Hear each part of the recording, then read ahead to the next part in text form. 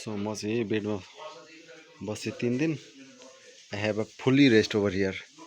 अनि मेरो साथी अहिलेसम्म सुतिरहेछ, मस्त सुतिरहेछ। सुत अब उठ्ने बेला भइसक्यो। अनि अब टाइम टु यो बेड पनि लिभ गर्ने टाइम भइसकेको छ। अब धेरै टाइम छैन।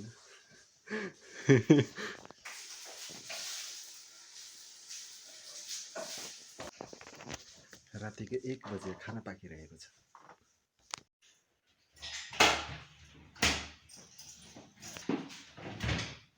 Everything is ready to go now. So we are ready to go now.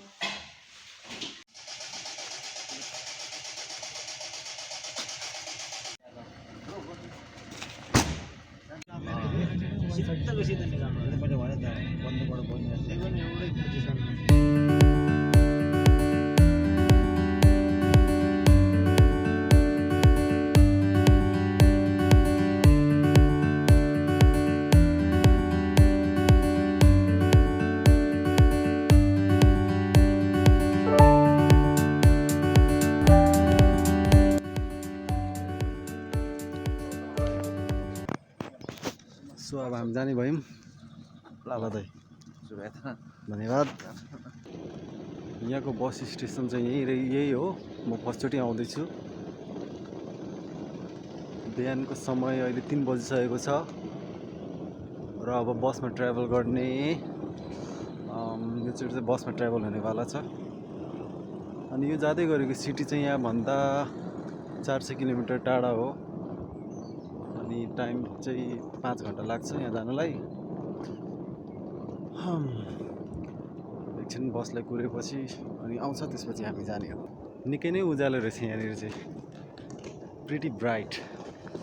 अनि अहिले बिहानको भर्खर 3 बज्दैछ। हामी चाहिँ जानलाई रेडी भइसकेको छौँ।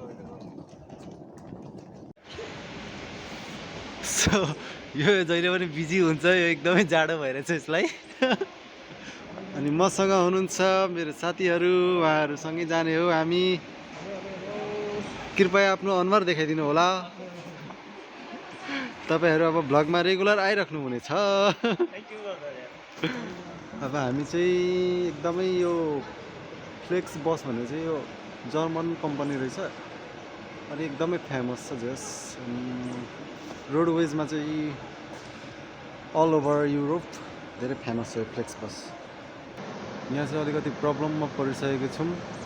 त्यो बस आउने टाइम त भइसक्यो, तर त्यो बस नै आएकै छैन। अनि कतिखेर आउँछ थाहै छैन। थाहा छैन के भइरहेछ यहाँ।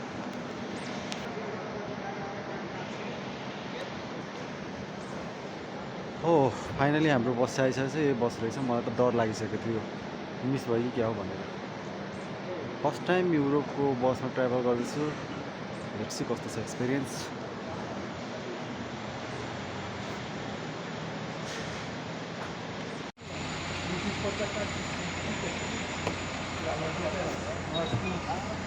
सो अब यही बसमा हामी जाने हो। 300 किलोमिटर्स अनि 5 घन्टामा पुग्छौँ हामी वार्सा। सियोसुन। यहाँभित्रको चाहिँ यस्तो छ है सिटहरू। सिट खोज्नुपर्ने हुन्छ। सिट कता छ?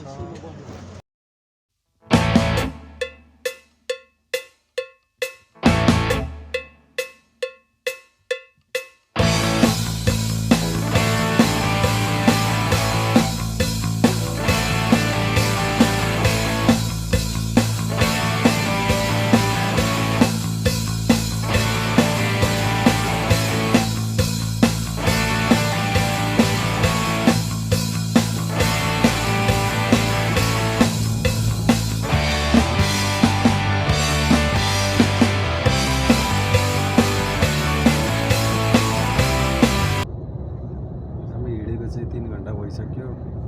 अब 1 घन्टामा हामी पुग्छौँ। बिहान भइसक्यो, राति हिँडेको बिहान भइसक्यो।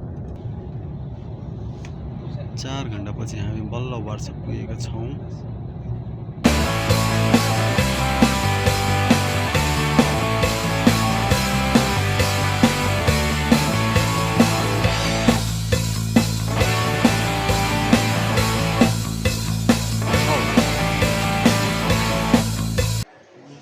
अहिले चाहिँ हामी अहिले वर्षा आइपुगिसकेको छौँ भर्खरै।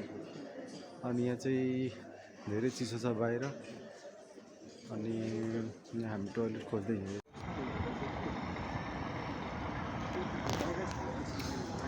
यो चाहिँ यहाँको बस स्टेसन हो अनि यसको साइडमै यो ट्रेन स्टेसन पनि छ। अनि मौसम एकदमै धेरै चिसो छ अहिले 7 डिग्री। यो त ट्रेन आइसक्यो।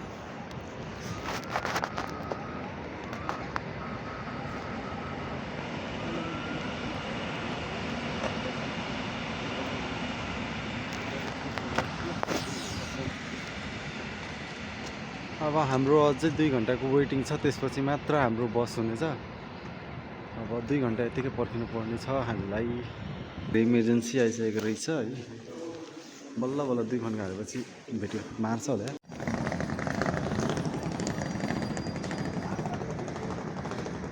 We are still waiting for our bus.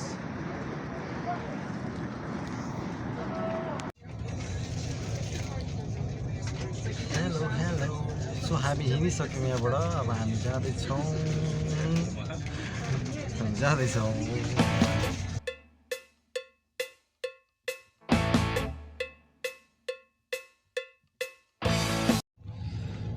यहाँ चाहिँ एकदम धेरै चिसो छ, एकदमै धेरै अनएक्सपेक्टेडली चिसो। नेपालमा त गर्मी सुरु भइसकेको छ तर यहाँ अझै पनि चिसो छ। अनि पानी चाहिँ यस्तो छ यहाँको पोल्यान्डको पानी, जे स्वादमा एकदमै राम्रो तर पैसामा चाहिँ एकदमै महँगो क्या। तर पानी चाहिँ एकदमै खानुपर्छ है हामीले। हल्का गफ दिएको क्या यो चाहिँ।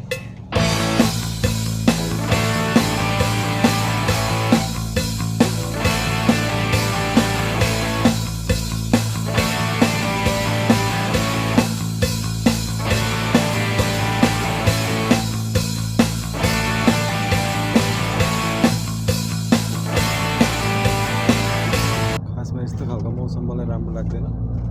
अनि हामी आधी बाटो आइपुगिसकेका छौँ। बस छोडे यहाँ पुल देखेँ यार, पानी।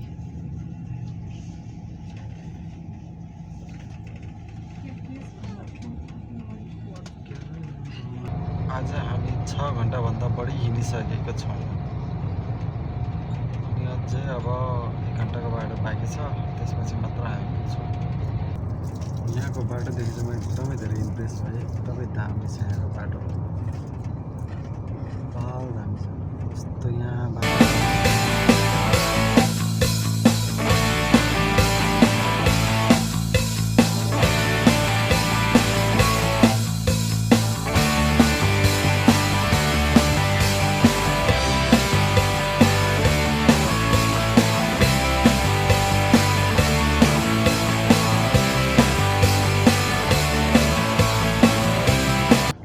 मौसम अझै बिग्रिँदै गइरहेको छ, चिसो बढ्दै गइरहेको छ। अनि आज बस यतिचोटि रोक्यो नि, यतिचोटि घुमाएको छ नि, मेरो दिमाग घुमिसक्यो। कतिखेर पुगेर ओर्ली पनि भइसक्यो क्या। धेरै ट्राभल गर्यो आज, 8 घन्टादेखि।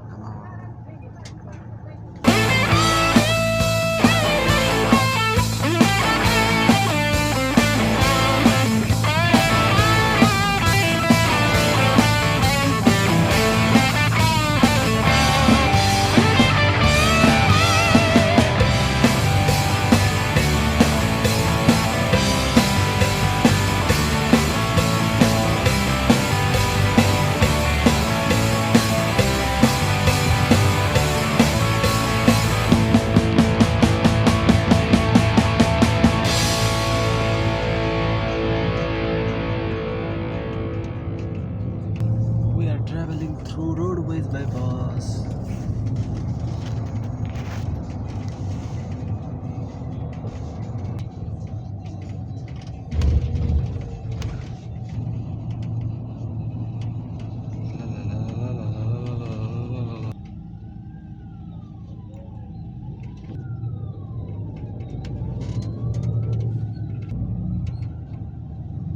घाम लागेको भए पो दामी हुन्थ्यो त।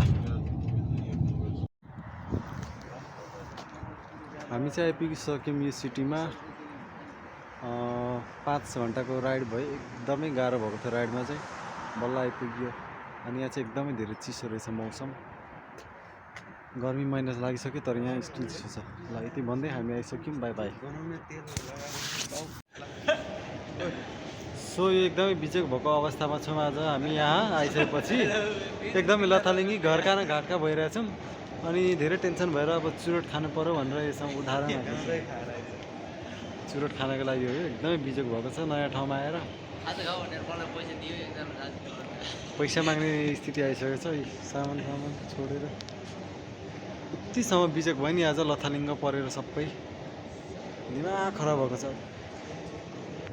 ब्यादेगोसको स्टेसनमा कुरेको पनि 3 घन्टा भइसक्यो। अब 1 बजेको ट्रेन छ, अझै 4 घन्टा कुर्नु पर्ने छ। टाइम पास कसरी गर्ने भनेर हामी यत्तिकै टाइम पास गरिरहेको छौँ। 1 बजेको ट्रेन छ, फेरि जहाँबाट आयो त्यही नै फर्किनु पर्ने भयो। 4 बजे। यहाँ हाम्रो सामानहरू सबै बिजोग भएको छ। हाम्रो सामानहरू सबै त्यहाँ छ।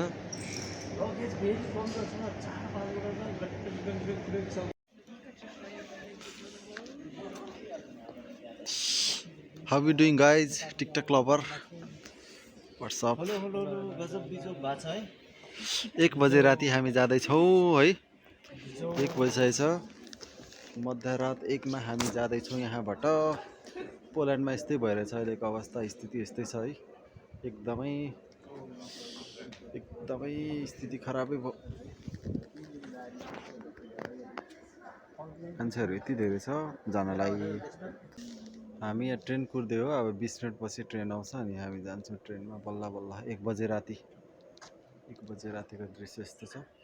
चिसो छ एकदम धेरै। अब यो सिटी पनि छोडेर जाँदैछौँ हामी।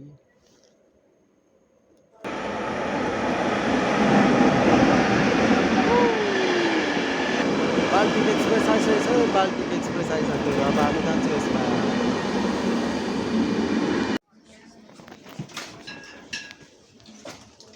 ट्रेनभित्रको दृश्य यस्तो रहेको छ। अब हामी सिट खोज्छौँ छेउमा।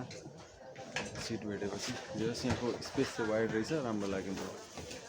सिट भेटिसक्यो। अब हामी बस्छौँ। यहाँ रहेछ।